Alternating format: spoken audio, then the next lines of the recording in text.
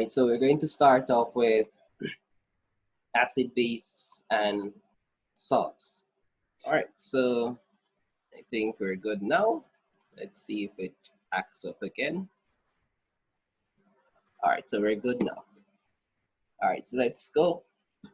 So acid, base, and salt. So these are the things that we're good wish to cover. So define what's an acid, what's acid anhydride, a base, alkali salt, the acidic, and a basic salt, and amphoteric solution, neutral oxides, and relate acidity and alkalinity to the pH scale, determine the strength of acids and alkalis of bases of their completeness of ionization. All right, so first thing we're going to look at are acids. So fruits like apples, oranges, pineapples stay sour because they contain acid. So that's one property that acids have, right? They are sour in taste, right? But these are only for the acids in food. So we're not going to test the ones that we use in our labs, right? So properties of acids, they are colorless, just like the ones we use in the lab. They are very soluble, right? So they are sour. They change litmus paper to red, right? And they are corrosive. And we know corrosive means that they will burn materials. So what makes something an acid? And that's a question, right? So what makes something a compound an acid? They contain one or more replaceable hydrogen atoms. All right, so that's great. So acids are substances that contain hydrogen atoms, hydrogen ions, right? So also, so that's one category, one characteristics of acids, right? So the other characteristics is that if we dissolve it in water, it's going to actually produce that H plus ion, right? So it has hydrogen in it, and when we dissolve it in water, we get a pure H plus ion free to bond with anything else. So that's what makes a substance acid, right? Because we know we have some compounds that have H in it, but when they dissolve in water, they don't produce the H plus ions, right? So the one characteristic is that it has to have a hydrogen present. And secondly, when you dissolve it in water, it produces the H plus ion, right? Moving on. So we know we have some acids that we use in the labs, like sulfuric acid, hydrochloric acid, nitric acid, phosphoric acid, ethanoic acid, which we know as vinegar. All right, we notice all of these have at least one H present. All right. So an acid anhydride is an acidic oxide which dissolves in water to form an acid. Right. So an acid anhydride is a compound in an oxide compound. So these compounds are just a metal reacting with oxygen, right? So it's an oxide. So when we dissolve this oxide in water, it actually attracts the H from the dissolved water from water, so it actually becomes an acid, right? So these acid anhydrides are normally non-metals, right? So if we look at carbon reacting with oxygen to give us carbon dioxide, now if we're supposed to react carbon dioxide with water, then we get an acid, carbonic acid, right? So these are non-metal oxides. When dissolved in water, gives us an acid. So those are what's known as acid anhydrides. Now bases, a base is a substance that neutralizes an acid to form an salt and also water, right? Bases are often metal oxides, hydroxides, and ammonia gas. So these are the group of compounds that are classified as bases. So either they are metal oxides, so like sodium oxide, magnesium oxide, aluminum oxides, or they are hydroxides, so any hydroxide, sodium hydroxide, calcium hydroxide, or it's an ammonia gas, then they're characterized as being a basic solution. So, right, so a base is a proton acceptor. So when you react a base with an acid, the base actually attracts the H plus from the acid. So that's why it's called a proton acceptor for the hydrogen, right? And alkali is a soluble base which produces hydroxide ions in water. So we have bases, but not all bases are soluble, right? So the soluble ones are known also as alkali solutions. All right, so because when we dissolve these in water, they actually are able to be dissolved, producing OH ions. All right, so we have some common bases or alkalis: sodium hydroxide, potassium hydroxide, calcium hydroxide, ammonia solution. So ammonium hydroxide would be one. All right, and then finally, our salts. So a salt is formed when an acid is neutralized by a base. All right, so a salt contains two parts, a metal part and a non-metal part. So a salt is a substance formed when a metal ion replaces the H plus ions of a acid. Right? So question, is this the only way of creating salts by combining an acid and a base? So is combining acid and a base the only method of creating salts? All right, no. All right, so therefore, let's create a new definition for salts to actually make it widespread. So instead of saying that it's a metal and the H from an acid, what other definition could we have for a salt? All right, no response. All right, so let me give you one. So uh, salt can be any compound, any crystalline compound that contains a metal and a non-metal.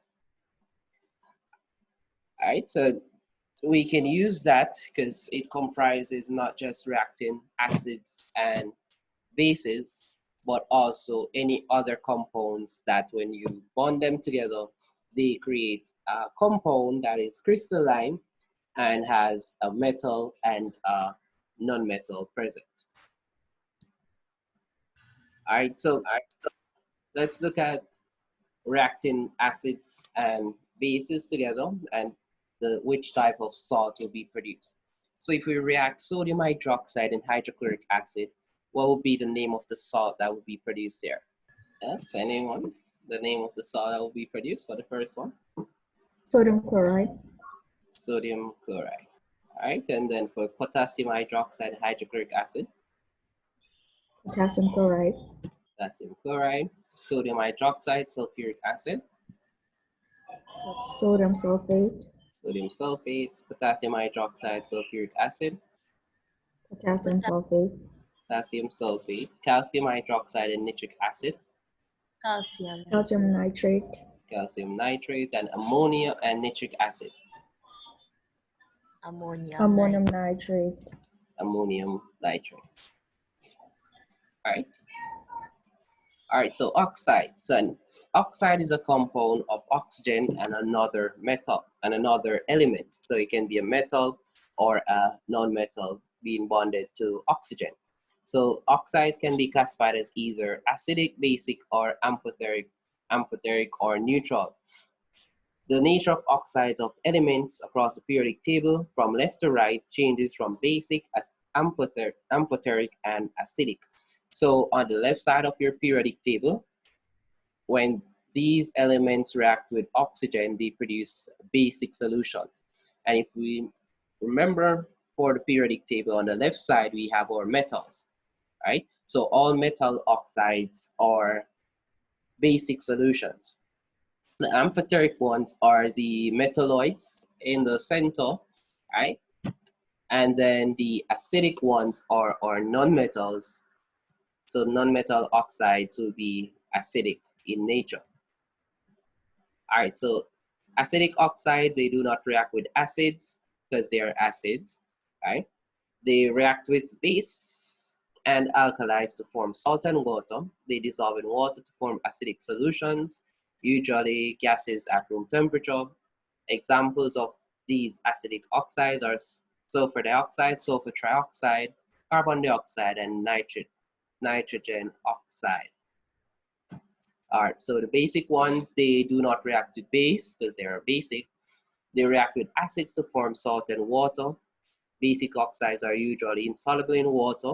Those that dissolve in water form alkaline solutions. Example, sodium oxide, calcium oxide, magnesium oxide, iron 2 oxide, and copper 2 oxide. All right, so neutral oxides, the neutral pH, so carbon monoxide, nitrogen monoxide, and water. Amphoteric reacts with both acids and bases to form salts and water. So examples are the steps in your periodic table. You notice there is a highlighted step close to where the metalloids are, right? So in such a case, zinc oxide, aluminum oxide, and lead oxide, those are examples of amphoteric substances. And then we know we have the pH scale. So in determining if a solution is acidic or if it's basic, and how much acidic it is or basic it is, we use our pH scale, right? So we notice at 7, we will have a neutral solution. So if we get a color with an indicator of the substance that has that specific color there, then we know the solution is basic, is neutral, sorry, right? And if we go from 7 to onto the left side, then we're increasing the acidity of the solution. And if we go from 7 to the right side, we're going to the basic solution. So we notice each color has a different shade, different color, right? So it tells us exactly how acidic or basic the substance will be based on its color that it produces. So from on the extreme left, we have the strong acids, then the weak acids and neutral. Then we have the weak base. And then finally going up to 14, we have the strong bases. All right, so to find the pH, we use what is known as the universal indicator, which is a mixture of colored compound that shows a range of colors depending on your pH. Sorry. So the word pH actually means potential hydrogen, right? So what it does is to actually detect the amount of hydrogen present in your solution and actually reflects it based on the color that it gives off, right? So if it has a lot of hydrogen present, then that means a strong acid. So it gives you a color close to red. So we notice 1 and 0 are very similar, just a short of. So if you notice that going towards 7, the colors actually get duller in their shade, right? Because it's detecting that going to 7, you're getting less and less hydrogen present. All right, or you can also use a pH meter, which is just a device that actually tells you the exact reading. So it doesn't give you a color, it just gives you the number based on the acidity or the basic of your solution. Or we use the litmus test that will actually give us which is a acid or a base. And we notice acid will turn litmus paper to red and basic solutions turn the litmus paper to blue. All right, so we have strong acids and strong bases are completely ionized in water. So that's what makes it a strong acid. So when they dissolve, or a strong base, so when they dissolve in water, they give their complete ionized form. So in HCl dissolves in water, it gives H plus and Cl minus, and NaOH dissolved in water gives Na plus and OH minus. All right, so strong acids are the ones that we use in the lab every day, like sulfuric acid, hydrochloric acid, nitric acid, phosphoric acid, right? So strong bases are like sodium hydroxide and potassium hydroxide. So weak acids and weak bases now, they partially become ionized when dissolved in water. So they can be reverted back into the original form, right? So example, we have ethanoic acid there. So when it's dissolved, it gives H plus and Ca3COO minus, right? Ammonia is a weak base as well. So when dissolves in water, it gives you ammonium and OH negative. All right, we've already been through what's a concentrated solution. All right, so what we're going to do now is to look keenly on each of these. Specifically, we're going to start off with acidic solutions. All right, so we've been through these already. All right. All right, so reactions of acids. So we know when acid react with base, it gives us salt and water. So if an acid is supposed to react with a metal, all right, it gives us a salt and hydrogen gas. If it's supposed to react with a carbonate, then it gives us salt, water, and carbon dioxide. And if it's a hydrogen carbonate reacting with the acid, it gives us the salt, water, and also carbon dioxide. Copper, silver, and gold do not react with acids. So that is something key to note. All right, so these metals don't react with acids. So if you have copper, Ag, and Au, they will not react with an acid. And I'm going to ask that question now. Why do you think that these three metals, popular metals, don't react with acids? Anyone? Why you think these three metals don't react with acids? Because they're below hydrogen in the reactivity scale. Great. So these metals are below hydrogen, which is the element or the ion that they will need to displace in the acid.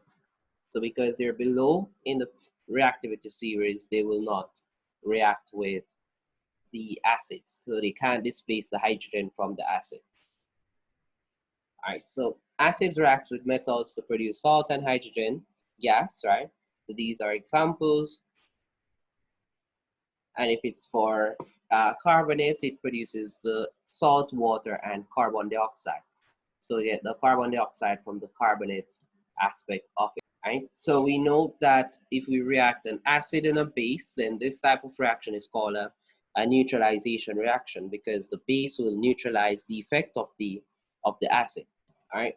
So, and base, just going back to neutralization, so that's the reason why our antacids, the purpose of antacids. So it's to neutralize the acids in our stomach when the concentration of the acid or the amount of the acid increases to above its normal value, right? So when the acid in our stomach increases to a value that starts to hurt your stomach, you take the antacids to actually reduce the effect or cancel the effect of the acids present in our stomach. So our antacids basically are just basic solutions that actually neutralize the acid, the hydrochloric acid in your stomach. All right, so let's just go through these equations, all right? So if we have aluminum reacting with hydrochloric acid, we will get aluminum chloride, that's all the products, and water. Are you sure about that one? H2, great. So not water, right? But actually hydrogen gas, so H2. So we get aluminum chloride and hydrogen gas.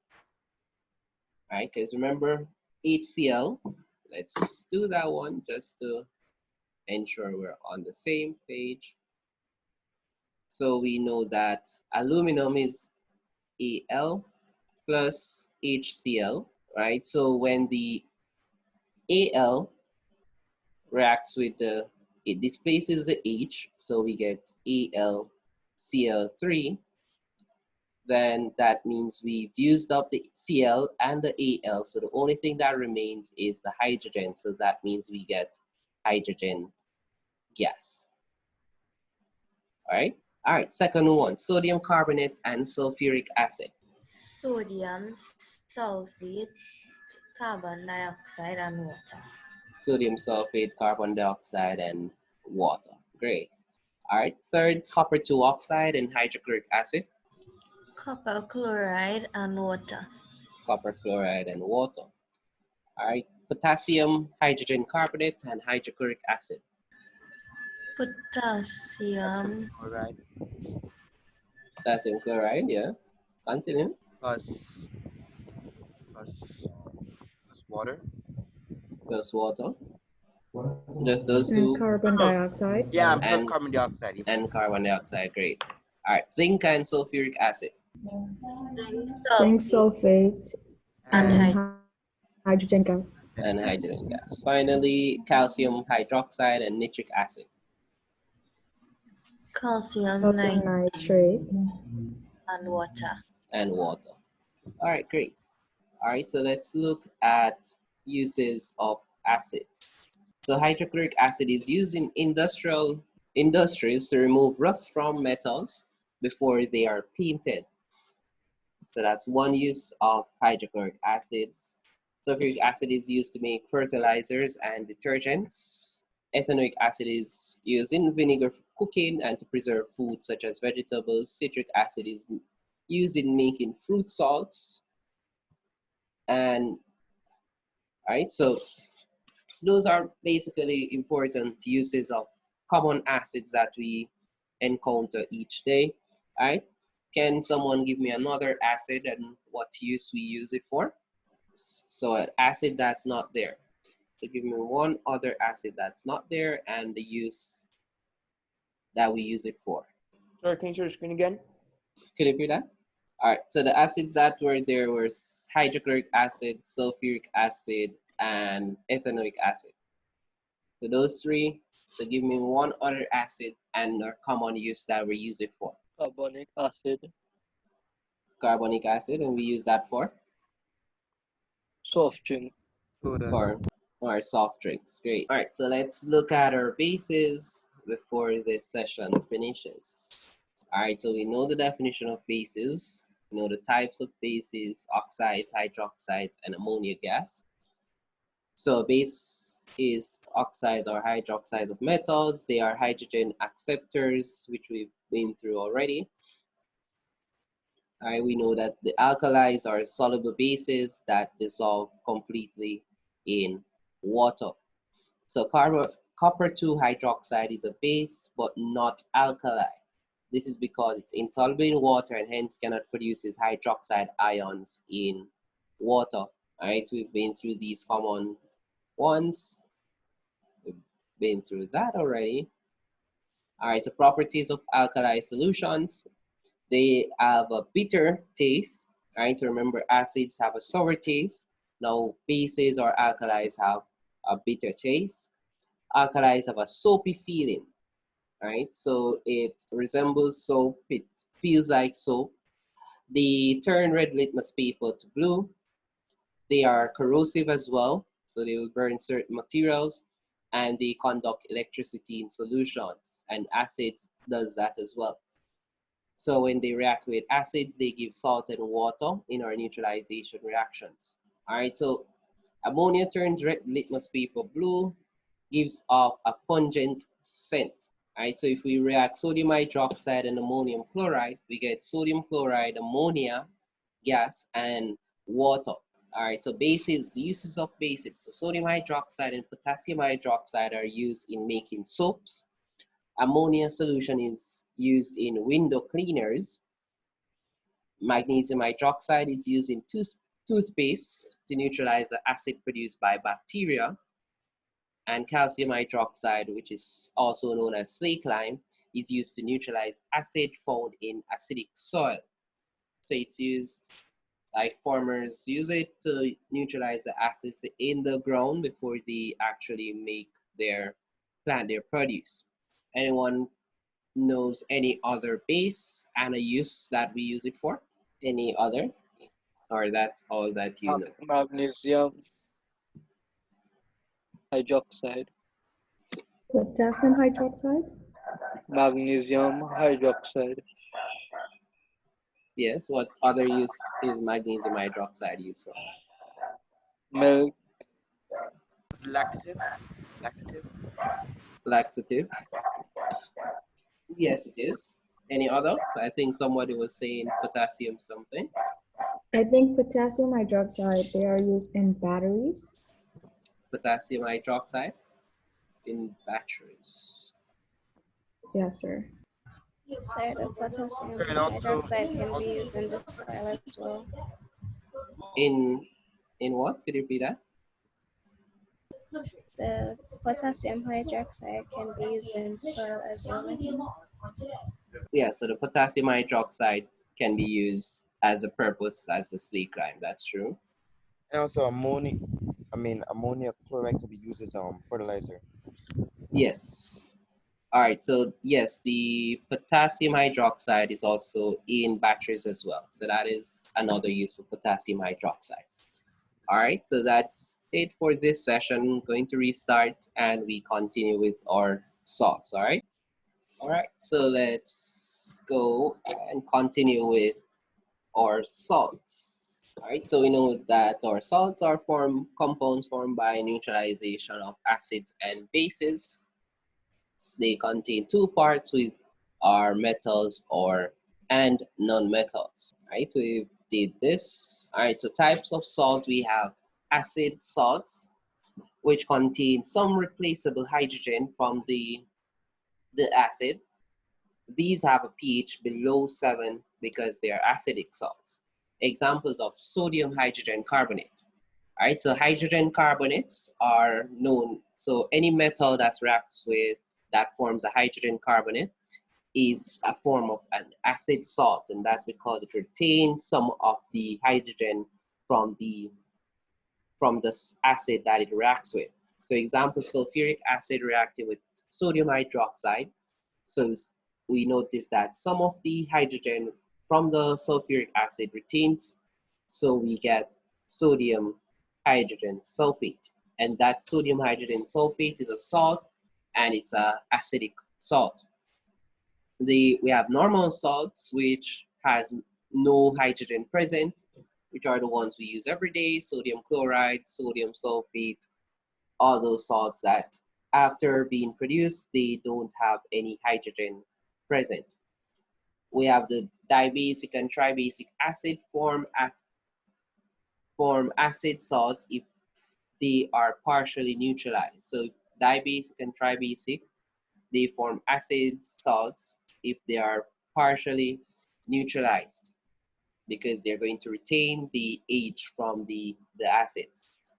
So some salts contain water within their crystal structure. They are called hydrated salts, right? So if we see something like this, CuSO4.5H2O, it's still a salt, but it has a portion of water present, and it's known as a hydrated salt. Right? This water can be driven out by gently heating it to give anhydrous or dry salts. So when it has the water present in the crystal, it's called hydrated salt. When the water is removed, it's called anhydrous or a dry salt. Right? So the salt can be rehydrated by simply adding water. So we can remove the water portion by gently heating, and we can re-add the water portion by simply just adding distilled water to the salt. All right, so the solubility of salts, all right, which is very important. So we know that carbonates are insoluble except sodium carbonate, potassium carbonate, and ammonium carbonate. Hydroxides are insoluble except sodium hydroxide and potassium hydroxides. All right, oxides insoluble except potassium and sodium and carbon and calcium oxides react with water to give our respective hydroxides. Chlorides, all soluble except silver and lead. So that's important. 160 normally likes to use this one. So like silver chloride or lead chloride, those are two common compounds that they normally like to know if you remember the solubility of these compounds. So silver chloride is insoluble, lead chloride is insoluble. And also the, right, so those ones they're insoluble, and those are the only types of chlorides or bromides or iodides that are insoluble. Every other metal reacting with this will give you a soluble compound. Our nitrates, every single nitrate that there is are soluble, and for sulfates, all are soluble except lead sulfate and barium sulfate. Right, so this table is very important. Right, it's important for writing the state symbols in our chemical equations.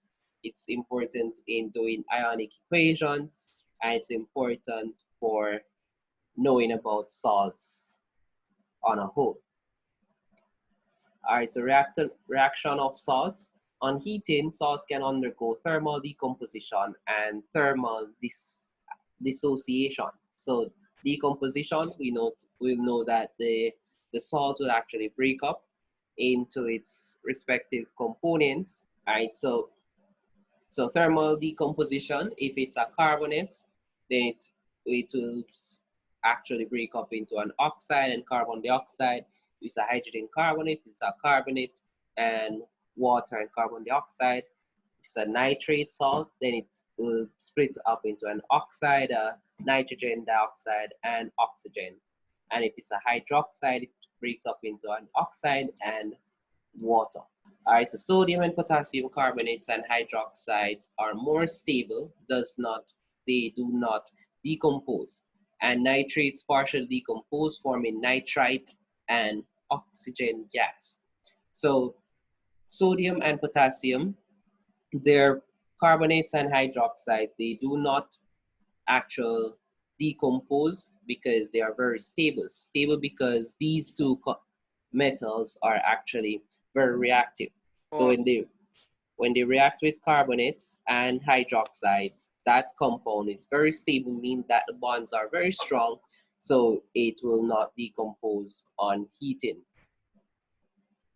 Any question? All right. All right, so thermal dissociation is when a compound decomposes on heating, but the products rejoin on cooling. All right, so after you apply heat, it decomposes, meaning it splits up. And then as soon as heat is removed, so it starts to cool, it actually forms its original compounds. All right, so such like ammonium chloride, on heating ammonium chloride, we get ammonia and hydrogen chloride. But as soon as these two actually starts to cool, they form back ammonium chloride. All right, so this part is important, ionic equation. So how do we write ionic equation?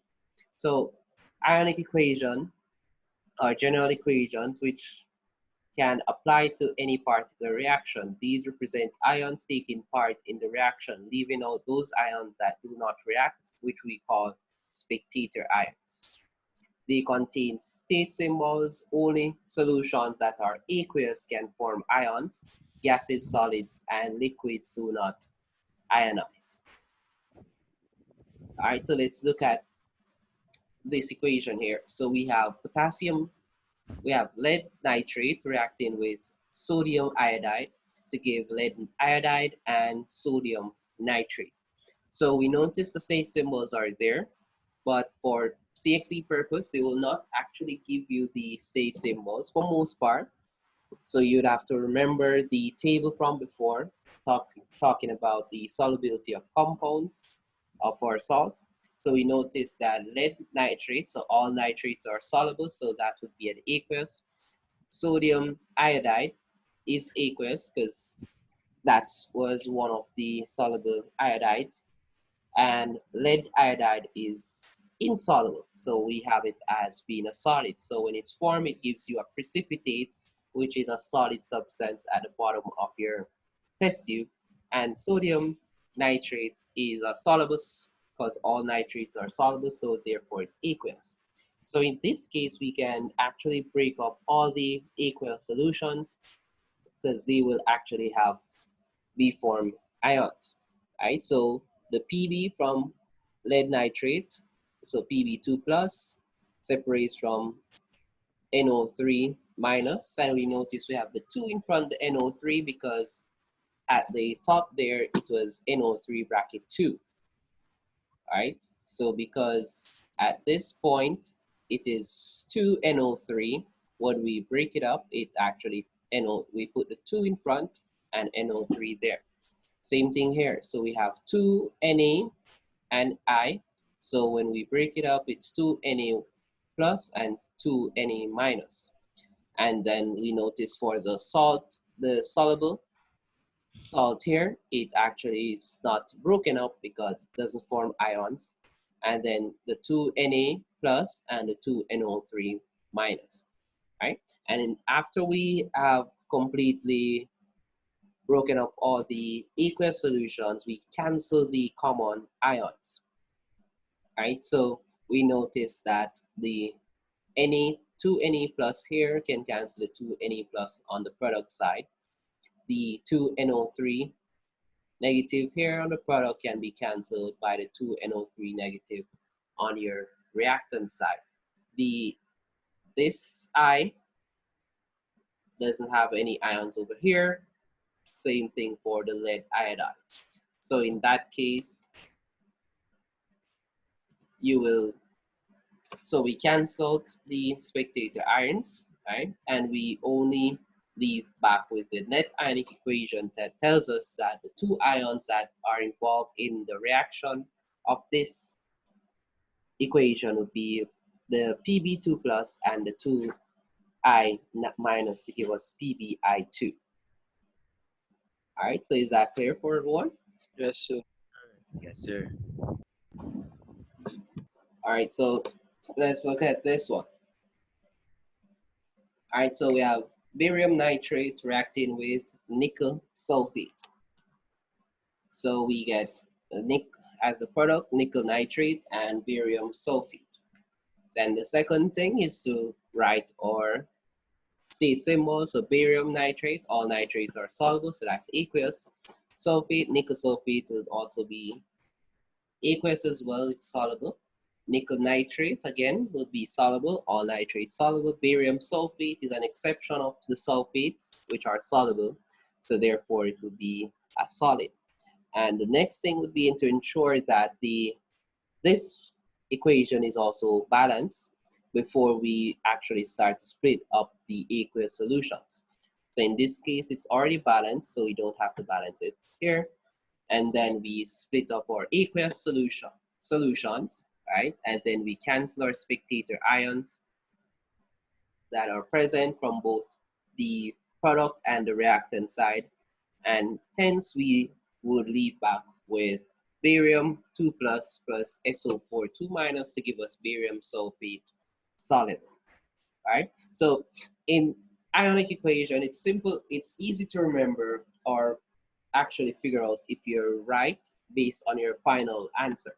Because for one, if we have a solid on our product side, then that means the 2 ions that form that solid has to be present after you cancel out in your net ionic equation, right? Because those are the 2 ions that will be formed to give us that solid compound, right? Another thing to note is that if all your compounds are aqueous in your solution, then that means there is no net ionic equation because every single ion will be canceled out, all right? Because all those compounds are aqueous, so you will cancel all the common ions, leaving back with nothing basically, right? All right, so same as those. All right, and we've been through the table of the solubility of all these compounds, right? Which is something that is important in remembering. All right, so the last thing under this section is to actually look at how do we prepare salts in the lab. So I'm sure we have done an experiment to actually create, especially copper carbonate or sulfate salt, right? So it's important to know the procedures used in creating any salts, depending on their solubility. So when preparing salt, the following must be considered. Is the salt that will be preparing, is it soluble or insoluble? And the compounds that we're using, are they soluble or insoluble? And the hydration of the salt. So do we want it to have water present, or it should be a dry salt? Right? The method used to prepare salt depends mainly on whether the salt is soluble or insoluble. So if we look at insoluble salts, we use direct combination and by precipitation. And if it's a soluble salt that we want to create, we use an acid with excess metal and an acid and excess insoluble metal oxide or hydroxide, or acid with excess carbonate or hydrogen carbonate, or an acid and an alkali solution. All right, so we're going to look at both soluble and insoluble preparations. So let's look at ionic precipitation to prepare insoluble salts, direct combination to prepare anhydrous binary salts, titration to prepare sodium, potassium, or ammonium salts, and acid plus metal to prepare soluble salts, and acid and insoluble bases to prepare soluble salts except for sodium, potassium, and ammonia salts, and insoluble carbonate and acid to produce soluble salts except for potassium, sodium, and ammonia salts. All right, so let's look at the precipitation method. So this method is used to prepare insoluble salts because it's known as a precipitation method. So precipitates are insoluble, right? So the first thing we do, we have the two solutions of soluble substances are mixed together in a beaker. So the two substances that we're using, they have to be soluble, right? So they are aqueous solutions, right? Then when they mix together, they're going to form the precipitate of the insoluble salt that we want to actually get. So example, give art. So can you give me an example of an insoluble salt that you remember? Anyone? Any insoluble salt that you remember? Lead carbonate. Anyone, it doesn't have to be, so any single one. So carbonate, nitrate, chloride, any salt. Ammonia. Which one? Ammonia. Ammonia. No, all right. So ammonia is a gas, but we need a salt. Ammonium So, chloride. ammonium chloride. You sure that's not soluble? It is. Yes. No. Remember, this one is for insoluble salts, so we need an insoluble salt. Wait, sir, aren't we supposed to get two soluble substances and put them together? No, we're not talking about the two soluble ones. We're talking about the end product. The end product. Yes. Calcium sulfate. Lead Calcium. carbonate. All right. Our lead carbonate. All right. So let's go with calcium sulfate. All right. So we know calcium sulfate is insoluble. So we're producing calcium sulfate. Okay. So the two solutions that we're going to use to create calcium sulfate, they have to be soluble. So let's go. Can you give me two soluble? Calcium nitrate. All right, so calcium nitrate and sodium sulfate. And sodium sulfate. So calcium nitrate and sodium sulfate. All right, so these two compounds are soluble. So we mix these two compounds, right? And they will give us our insoluble salt that we need. So it will create a precipitate at the bottom of your beaker. All right. So once you have that, then our next step is you actually will filter it. So that solution that you have now of your product, you filter it. So therefore the residue that remains will be your salt, which is your calcium sulfate. After filtering it, you wash several times with pure water, which is distilled water. All right, question, what's the purpose of washing the salt after filtering? To remove To ensure that there is no impurity. So the only thing that remains will be or calcium sulfate. And then the insoluble salt is carefully scraped off the filter paper into a dish and dried in an oven, or we can heat it, right? So that's basically the easy steps used to create insoluble salts using precipitation method. So we mix the two soluble substances to create the precipitate of the salt you want to form.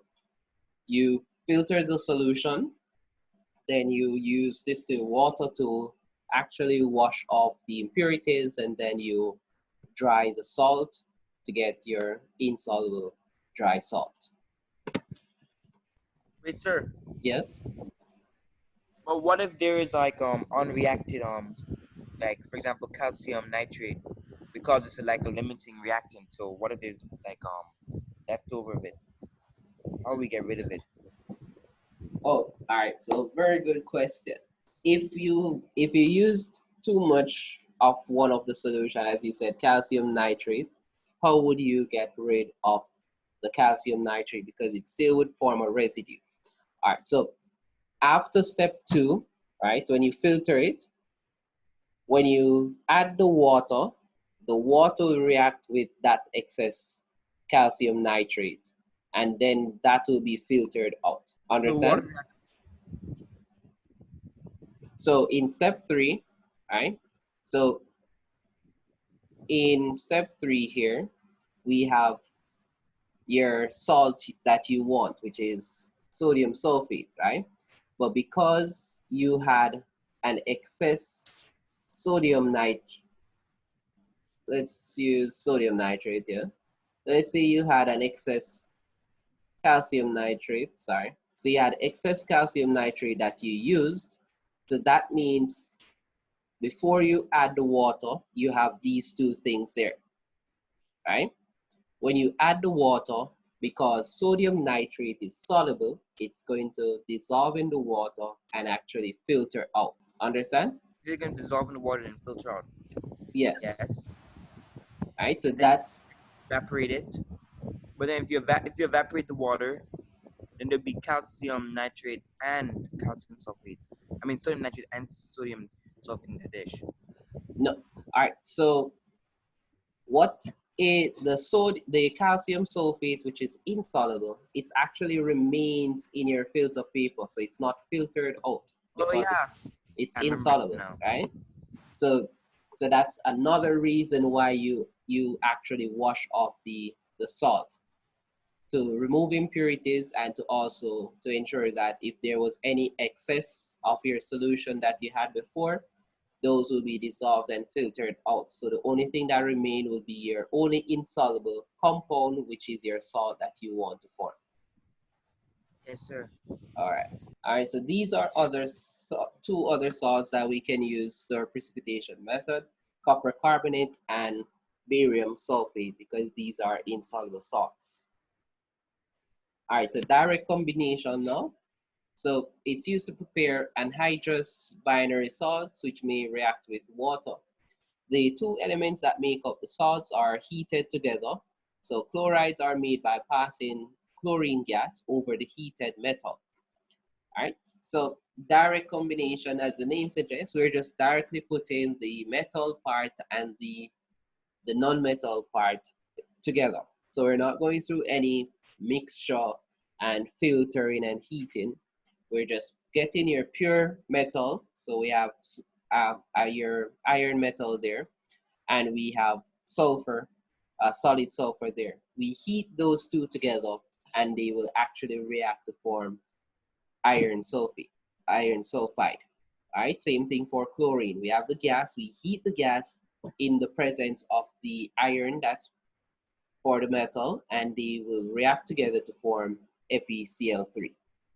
So that's why it's called direct combination. So we're just directly adding the two metal and non-metal together, and we just heat them and they will react. All right, so in the other cases where we use an acid and a metal, or acid and a metal oxide, or metal carbonate, or any of those, I noticed that for the metal oxide or the metal or the carbonate, we have an excess. So let's look at why we use an excess of those, right? So in this case, we add excess metal or the metal oxide or carbonate to the acid to ensure that all the acid is used up, right? So we want to use up all the acids. So we actually, in this case, we use a lot of the metal oxide or the metal itself. So when it reacts with the acid, we're going to filter it off, right? So the metal, in this case, we're using copper 2 oxide. So we filter off to take away the excess copper 2 oxide. So in our solution, we get copper sulfate and water. So that's our filtrate will be. We heat our filtrate, right? And then the water evaporates and we are left back with our salt, which is our crystal salt, right? We allow the solution to cool and crystallize, and we wash the crystals in a small amount of distilled water and then dry them again. So we wash again to ensure that there's no impurities that are present, right? And this is the method that I think we use in our experiments in the lab. So we add the excess metal oxide or carbonate or just the metal to an acid. So we filter it, then we heat the solution to get the water part evaporated. So we have the crystals being formed. We wash the crystals to remove any impurities, and then we allow it to actually dry again to form our pure crystal salt that we need. All right, so these procedures are very simple. We can do them in the lab at any point in time to create any salt that you wish to create. All right, so this method is used to create soluble salts, right? So we use this method to create soluble salts, and we use a precipitation method to create insoluble salts. All right, so these, and then we know we can use the neutralization method, acid and a base, and we've been through titration, the process of titration, so we can use titration to actually create a salt using acid and a base. All right, so it's the same process as acid and a base. All right, so let's look. So we already defined what a salt is. Give an example of a soluble salt and an insoluble salt. So let's go. Give me 2 examples of 2 soluble salts. 2 soluble salts are sodium nitrate Sodium nitrate and lithium carbonate. Lithium carbonate, all right. And 2 insoluble salts. Calcium sulfate and lead carbonate. Lead carbonate. Yes. All right, so that's that. State 4, methods of making salts.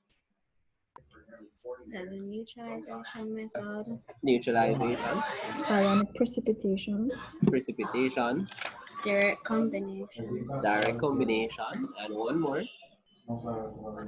Composition. What's that? Thermal.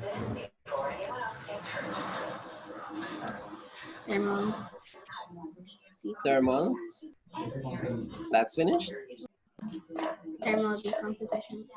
Thermal decomposition. No, that's not. Thermal decomposition is not a method of salt preparation. Double decomposition. Could you repeat that? Double decomposition. All right. All right, so that's 4. All right, 3, state whether the following salts are soluble or insoluble. Sodium carbonate.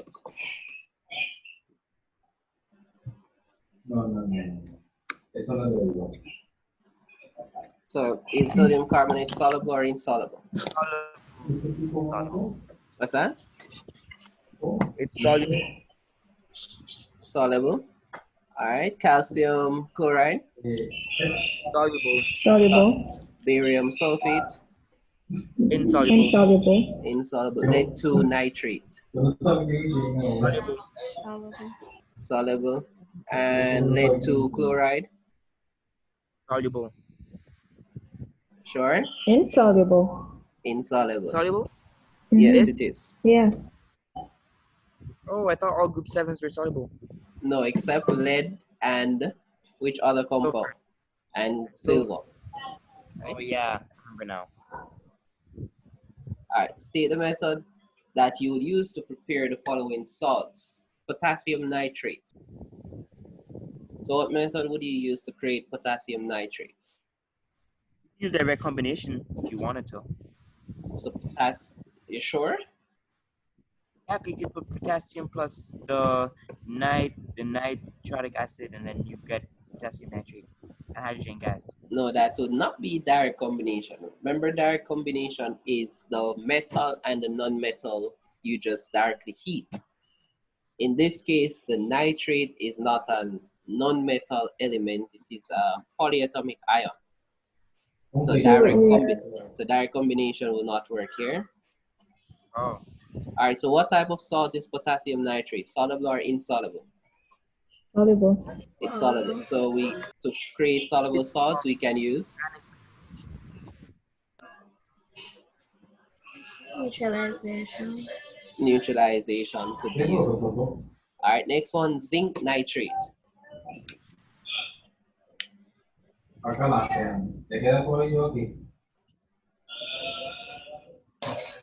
you titrate it as well? Repeat that. Could use the neutralization method as well. You can use the neutralization as well, because zinc nitrate is also soluble. Magnesium sulfate. Precipitation. Precipitation. So you're saying magnesium sulfate is insoluble? It's soluble. It is? Slightly soluble. Isn't it slightly soluble? Magnesium sulfate? It is very soluble. It is? Yes, it is. What am I mixing it up with? Am I mixing it with calcium sulfate? Yeah, calcium sulfate. Yes, calcium sulfate. So magnesium sulfate is soluble, so we not able to use the precipitation, so we can use the titration method, neutralization method. Silver chloride. Precipitation. We can use precipitation. Aluminum chloride, using aluminum gas. Direct combination. We can use direct combination here because we have the aluminum and we have chlorine. Can directly heat them to create the salt. So, sir, you said that we have, like, for direct combination, we have the metal and the non-metal. Like in its gaseous form? No, it doesn't have to be in the gaseous form. They can be in any solid, liquid, or gas. So if I did aluminum bromide, I can use the bromium, the liquid, right? Yes, you can use the liquid.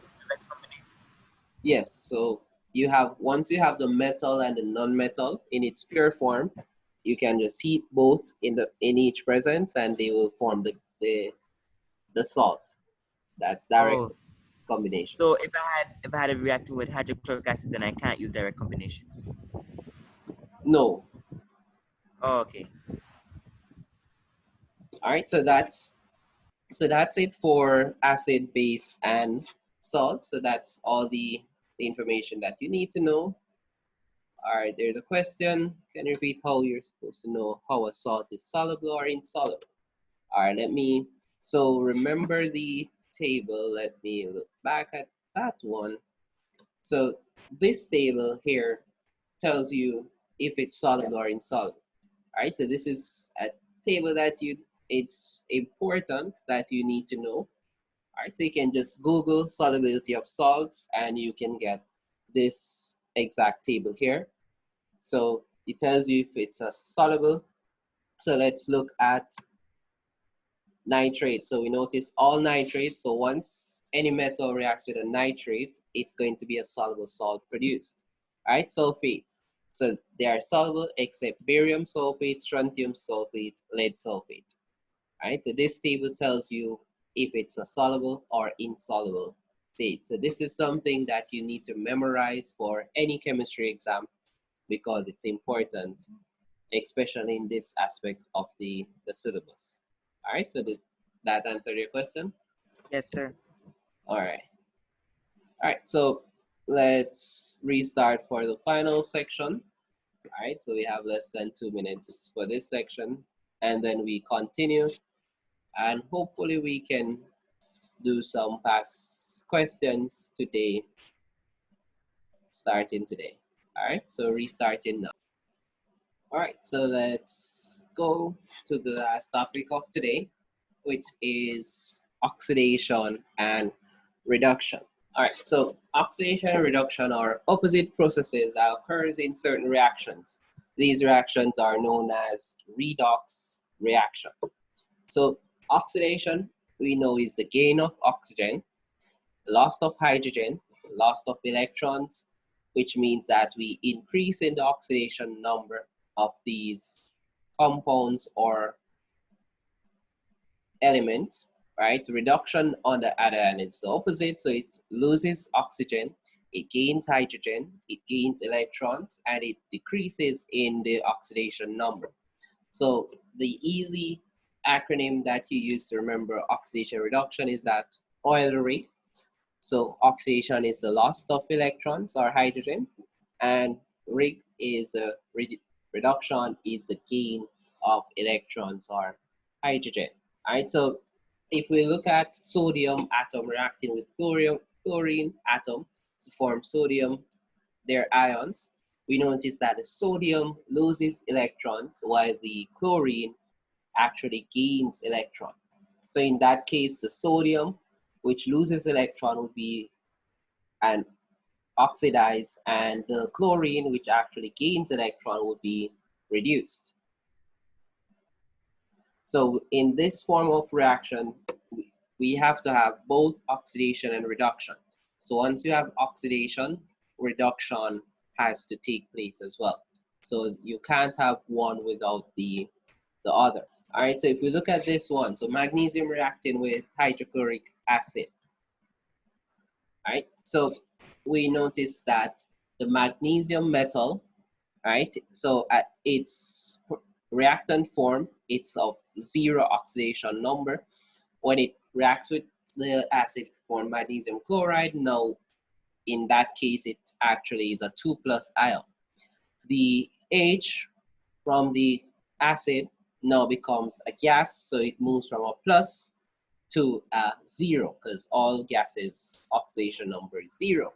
So that means from magnesium 0 to magnesium 2+, it actually loses electrons from 0 to 2+, right? And then from the H+ to 0, that means it's reduced, so that means we gain electrons to make it become neutral or stable. So in that case, the H is actually reduced while the magnesium is oxidized. All right, so let's look at iron 2 chloride reacting with chlorine to give us iron 3 chloride. So we notice the iron 2+, so we have 2+ on our reactant side, and on the product side we have 3+. Right? So in that case, is it a loss or a gain in electrons from iron 2+ to iron 3+? Gain. Everyone says gain. Yes, sir. All right. So Sir, what was the question? I'm asking for this example for iron 2+. Right? We notice it moves from iron 2+ to iron 3+. Is that a gain or a loss in electrons? A loss. It's a loss. It's a loss. All right, so in this case, it is a loss, because remember when atoms lose electrons, it becomes a positive charge, right? So in this case, it was a +2. So the only way it can actually become a +3 again is if you actually lose another +1, right? So we're losing electron to become a +3 here. If it was a gain in electron, then that means we will not be a plus here, it will be a negative, right? So in that means this number would be reduced to a +1. So because it increase in number, increase in the plus number means that it actually loses more electrons. So between Fe and Fe2 plus and Fe3 plus, we have lost in electrons, right? And a lost in electron means that that is oxidation, right? And we look at our chlorine, right? And we will see that the chlorine now will move from Cl2, which is 0, and it moves to Cl negative. So that means we have a gain in electrons there. So that is our reduction part. So our iron would be the oxidized, and our chlorine gas will be reduced. All right, is that clear?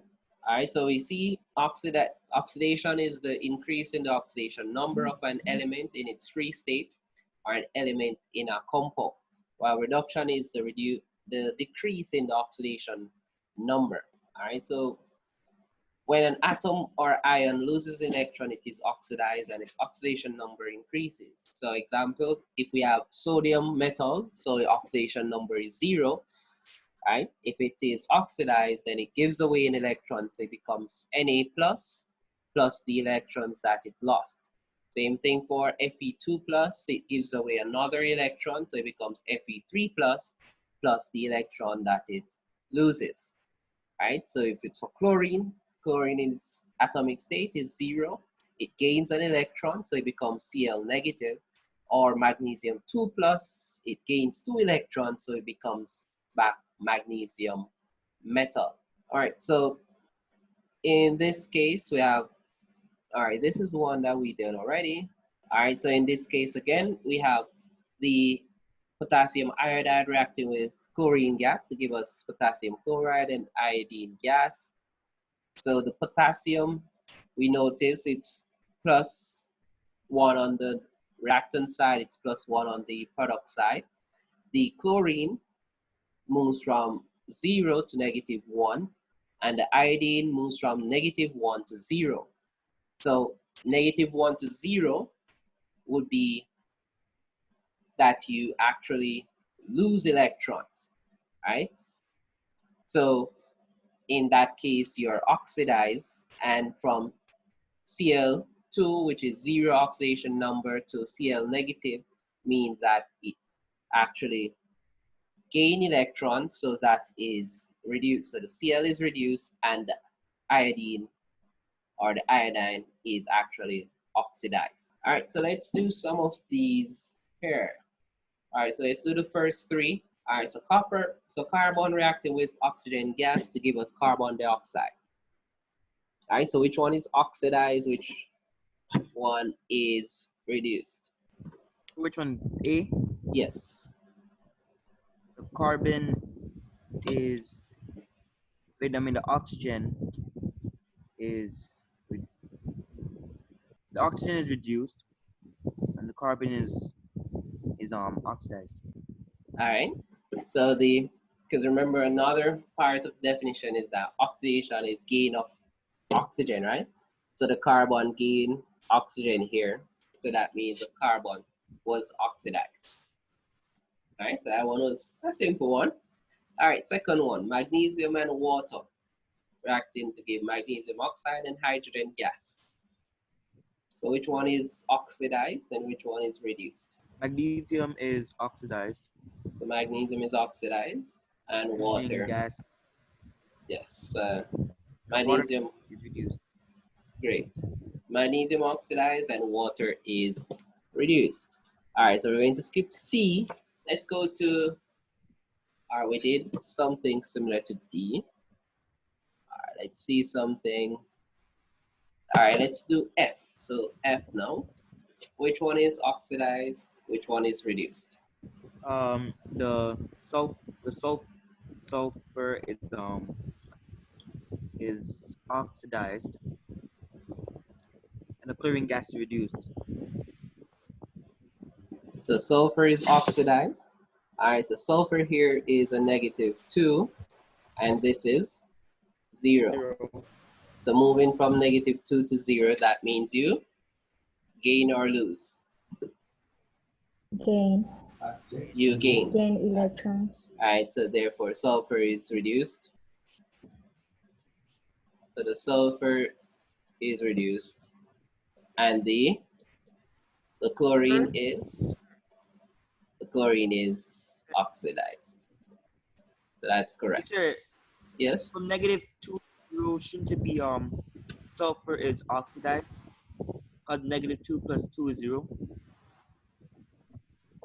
Oh, all right. So no, that's not the math for it. Because remember, when it's all right, so negative 2 here. Right.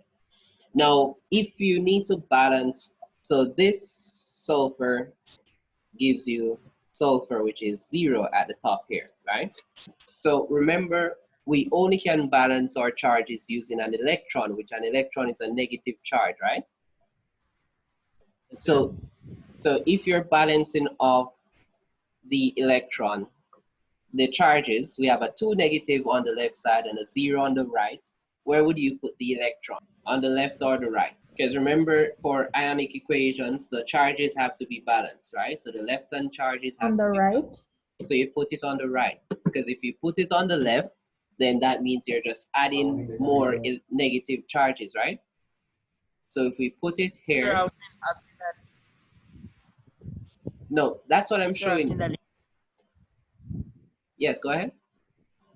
Say for example, like if you have, Cl negative 1, that means that there are 8 electrons on the shell because the shell is completed with Cl negative 1. While in Cl0, there's 7. So to get from 7 to, to get from 8 to 7, it needs to be oxidized because it's going to lose an electron to become 7. Yes. Yeah, that's correct. Yeah, which is the same as the sulfur, the sulfur 2 minus the sulfur 0. It should be oxidized because it's losing electrons, become S0. Wait, let me. Oh, yes, that is true. Yeah, so this is oxidized and this is reduced. That's correct. All right, so sulfur, we notice it will lose 2 electrons here. Right, so it's oxidized, and the chlorine will be from 0 here to negative 1. All right, so it gain electrons, so it's reduced. All right, thanks very much for that. All right, Sir. all right, so that's how we will actually know which one is oxidized and which one is reduced. All right, so so we just did this one, so we can skip this one. All right, so the last one for oxidation and reduction, and then we can look at some questions. All right, so oxidizing and reducing agents. So how do we know which one is an oxidizing agent and which one is a reducing agent? So the one reactant causes another reactant to be oxidized. This is the oxidizing agent. One that causes the one to be reduced is the reducing agent. So let's look at an example. Magnesium and oxygen to give us magnesium oxide. So magnesium is oxidized into magnesium oxide by oxygen. So oxygen is your oxidizing agent and magnesium would be your reducing agent, right? So because magnesium was oxidized, it's our reducing agent, and because oxygen was reduced, it would be your oxidizing agent. Everyone get that? Yes, sir. All right, so it's always confusing for students. So just remember whichever one that you have for oxidized, then that's your reducing agent, and whichever one that you had for reduced, that would be your oxidizing agent. All right, so these are with oxygen, which is simpler to find. So let's find the next. All right, so let's look at this one. All right, so which one would be your reducing agent? Yes, any answer? Sulfur? Sulfur? Would it be high? Yeah. Would it be the sulfur? The hydrogen sulfur? Yeah, it is. All right. So the hydrogen sulfide is oxidized, so therefore it is your reducing agent, right? So your hydrogen sulfide, it's oxidized, so that's your reducing agent. Your chlorine gas was reduced, so that means your chlorine gas is your oxidizing agent. All right, so this table is just to actually give you some examples of common oxidizing agents that are present. So potassium permanganate or potassium manganate 7 solution is, or dichromate, or aqueous iron 3 salts. So all these are examples of common oxidizing agents, right? So also it gives us the second column. It tells us when they are reduced, they change color. So the potassium permanganate changed from purple to colorless. The dichromate changed from orange to green. The iron 3 plus salts, they change from a yellow brown to a pale green, right? So, and it continues like that. So this is an important table to remember, especially the color changes, because, and I think you guys will do experiments with these as well to determine which one is oxidized and which one is reduced based on the color change that will be observed when you react two compounds together. All right, and the reducing agents, the common one, potassium iodide, iron 2 plus salts, hydrogen sulfides, and concentrated hydrochloric acid, and you have the color changes that are present as well. All right, so we have some compounds that behave as oxidizing and also as reducing agents, depending on what they are being reacting with. So hydrogen peroxide, so the acidified hydrogen peroxide is usually an oxidizing agent if it reacts with a stronger oxidizing agent than itself. It reacts as a reducing agent. So hydrogen peroxide is an oxidizing agent, but if it's been reacted with a stronger oxidizing agent than itself, then it acts as a reducing agent under that condition. When potassium iodide solution, with potassium iodide solution, it acts as an oxidizing agent and oxidizes the iodide to iodine. With both potassium manganate solution and potassium dichromate, they are stronger oxidizing agents, so the hydrogen peroxide would act in these cases as a reducing agent. Sulfur dioxide is usually a reducing agent. If it reacts with a stronger reducing agent than itself, it is acts as a oxidizing agent. If it reacts with potassium manganate 7 and dichromate, it acts as a reducing agent, causing the reaction above as we show the color changes. If it reacts with hydrogen sulfide, which is a stronger reducing agent than sulfur dioxide, then the sulfur dioxide now acts as an oxidizing agent. All right, so this is a method of how we detect or test our oxidizing agent. So we have our unknown solution. We add potassium iodide to it, right? And we actually shake the mixture and see what color change is observed, right? And based on the table with our color changes, then we'll know if our solution was an oxidizing agent or a reducing agent. All right, so for reducing agent, we add it to a known oxidizing agent and we see the color change as well.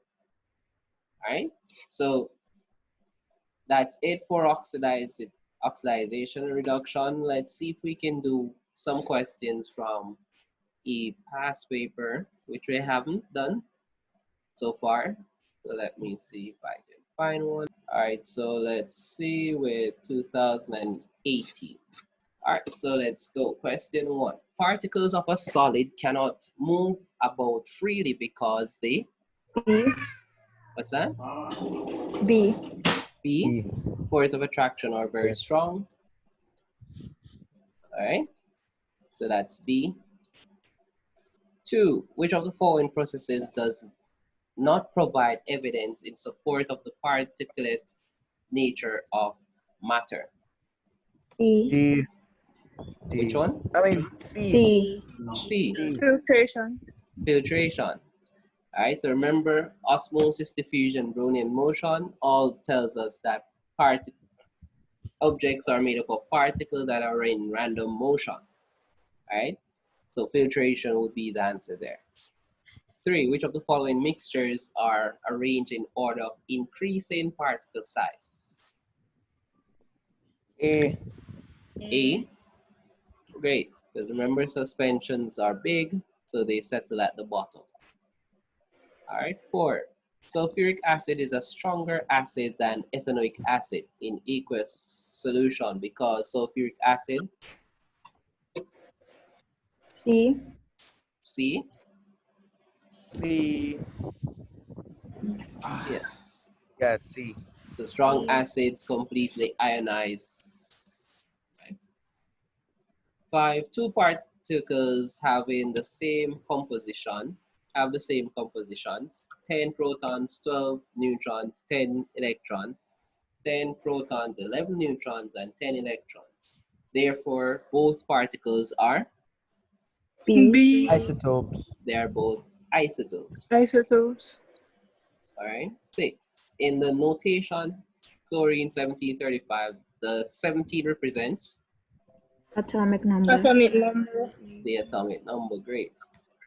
What is the mass of oxygen atoms containing the same number of moles as 112 grams of sulfur atoms? 56. All right, so let's see. All right, so remember when we did moles, we talked about we have the mass, so therefore the mole would be your mass. We're given the mass of sulfur, which is 112, over sulfur atoms. So sulfur has a mass of 32, which is molar mass. All right, so if we divide, You get 3.5. we get 3.5. Yes, sir. So we have 3.5 moles, right? So we're saying that this mole of sulfur, if it's the same mole as oxygen, so we have the mole now, which is 3.5. We need to find the mass, which is unknown, over the molar mass of oxygen, which is 16. 16. So therefore, we multiply 16 by 3.5, and we get 56. 56. So in that case, it would be C. Huh? Everyone got that? Yes, sir. So C. All right, 8. Which of the following halogens is a liquid at room temperature? B. B, Yes, sir. bromine, that's correct. 9. Sodium chloride has a high melting point because The ions are bound by strong electrostatic forces. D. Right, so the ions are bonded by very strong forces. 10. A new element R shows chemical properties similar to the element sodium. What is the correct formula of a compound formed with R and sulfur? A. Yes, so if they have same chemical properties, then that means they're in the same group. Sodium is in group 1, so it would be R2S. All right, the diagram above represents arrangement of atoms in C. In graphite. graphite.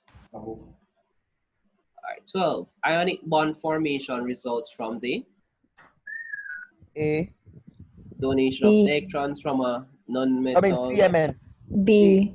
B, donation of electrons from a metal to a non-metal to achieve stability. That is correct. Yeah. Remember, ionic transfer from metal to non-metals. 13. Sulfur and oxygen are in the same group of the periodic table because C.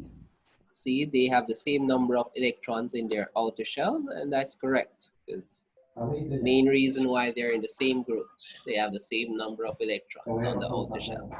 14. An acid can be defined as Proton donor. a proton donor, which is A, because it gives off H plus ions. Alright, 15. A salt was heated with a certain base. The gas evolved turned moist red litmus paper to blue. Which of the following ions does the salt contain? Ammonium. Ammonium. Ammonium. Right. So ammonium is a base. Sir, Yes? just highlighted two. Alright, 16. The calcium ion has an oxidation number of +2 because the calcium atom has 2 electrons on its outer shell. A. 2 electrons on its outer shell. Alright, let's see this one.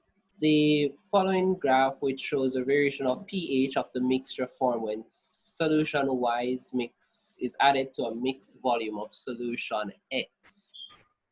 Which of the following periods of substances can represent solution X and Y? Sir, can you scroll? Okay. C. C. Alright, so Yes, sir. X, C, which is, let me see first. Yes, it is C.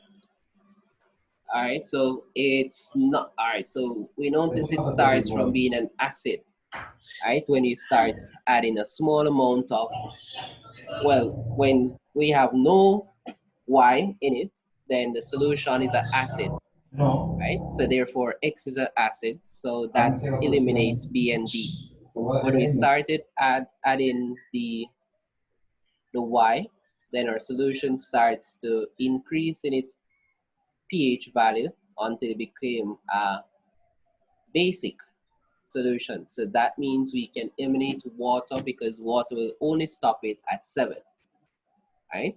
So that means KOH would be Y. Alright, 18. The relative atomic mass of carbon is 12 and oxygen is 16. Therefore, 88 grams of carbon dioxide consists of C, 1 mole of carbon atoms and 2 moles of. Alright, let's see. So remember we look at mole, same equation, mass over molar mass. So the mass given of carbon dioxide is 88. The molar mass of carbon dioxide is 12 plus 16 times 2, which is 44, which gives us 2, right? The normal formula of carbon dioxide is CO2. So if it's 2 moles, then that means we have 2 moles of carbon dioxide in this and 4 moles of oxygen. Right? So that means it would be D.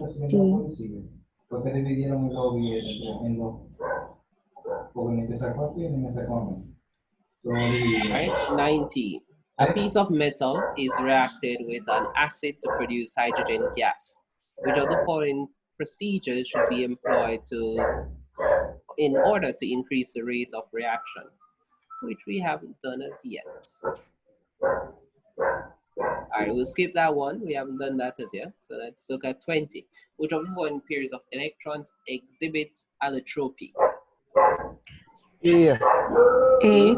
Sulfur and carbon.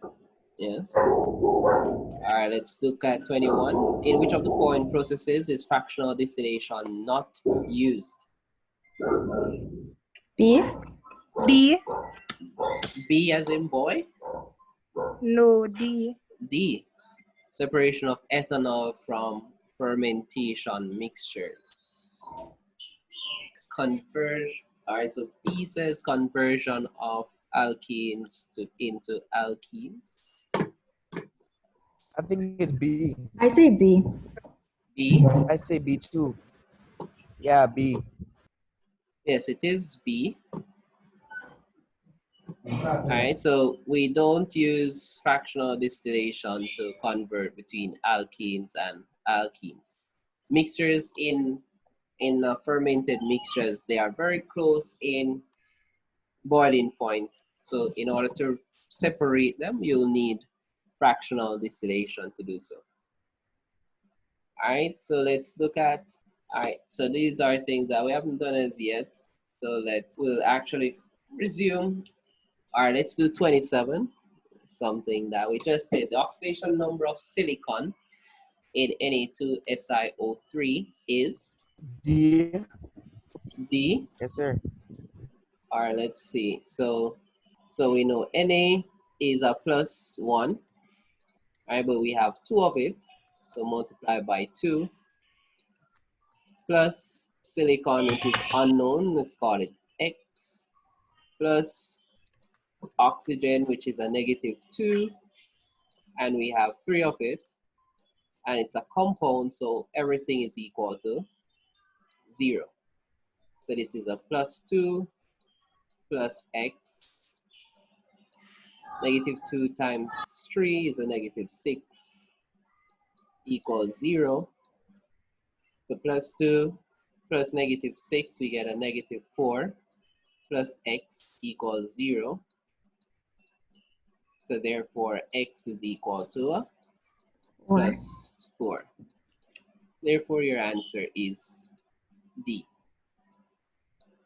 All right. So that's it for today, guys.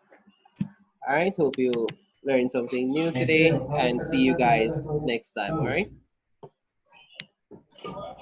Okay, sir. All So right. bye. Bye bye.